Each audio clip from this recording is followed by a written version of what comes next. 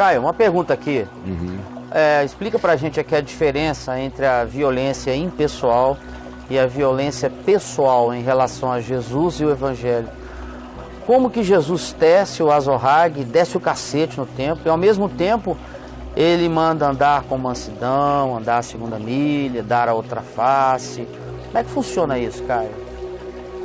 Você só tem um episódio público de violência em Jesus e foi um ato de violência. Certo. Não dá para dizer que não foi, não é?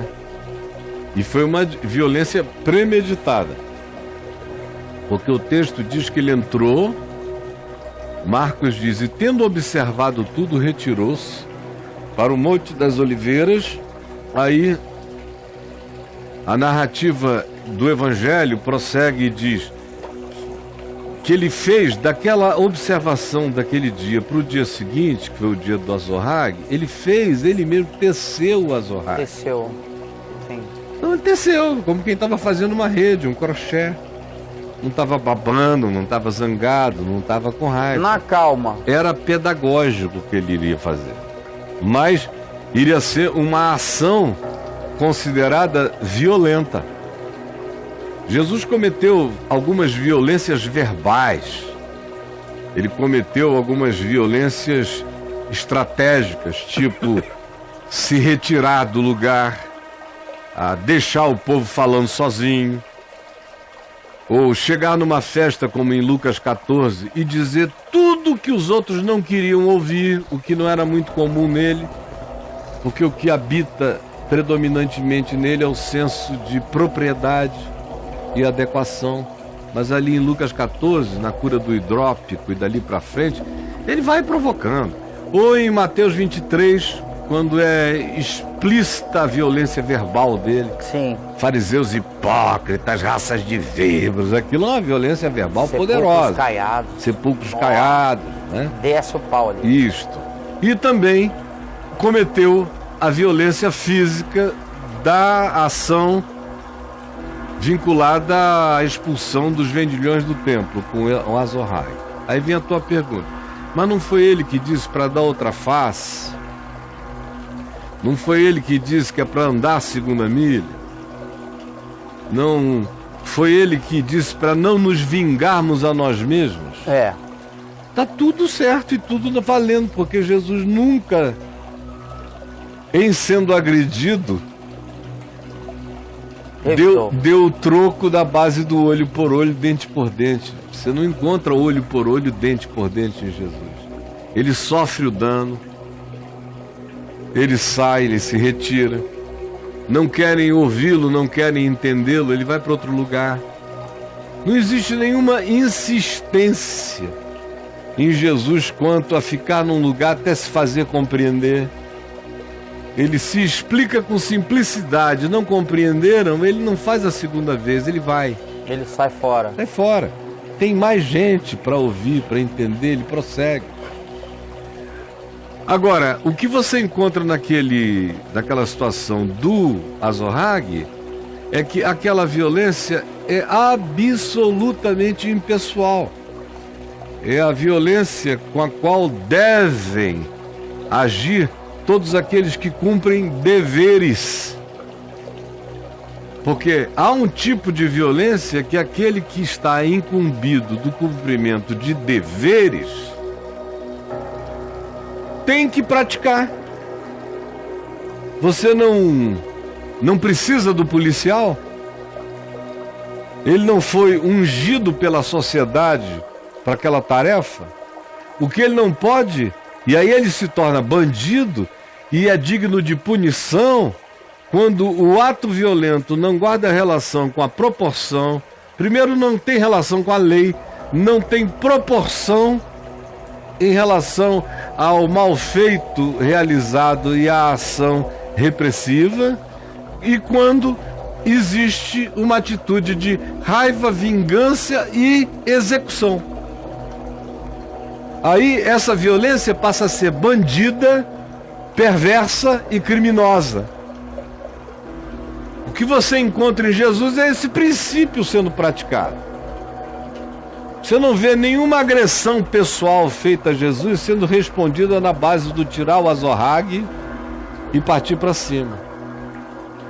Quando ele perguntou lá no jardim do Getsêmani que aquela turma vinha para prendê-lo, de fato o texto chama de turba, ou súcia de malfeitores, vinha para prendê-lo, ele disse: chegou a hora de que quem tiver uma capa, uma túnica, venda e compre uma espada. E eles tiraram 2 espadas e disseram: já temos 2 aqui. Aí Jesus disse: basta.